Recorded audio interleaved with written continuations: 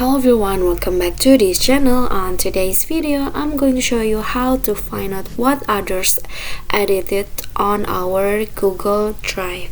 So if you have files or folder that you share with other people on your Google Drive, you can find out what they do on the file or folder just by doing the steps that I'm about to tell you. So first, open your Google Drive on your phone or on your browser, but I think I suggest you to open on the web browser, and then click on this icon, this details icon at the top right.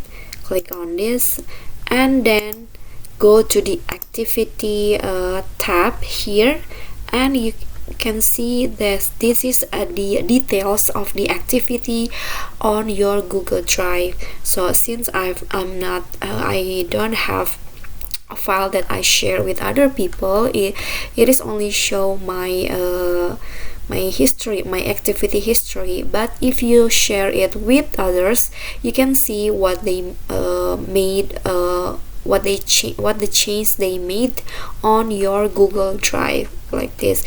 You can also see the time line here, the day and also the time, like this.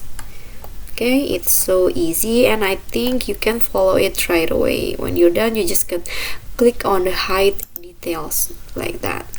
Okay, so that's all for me. That is how you can find out what others edited on your Google Drive.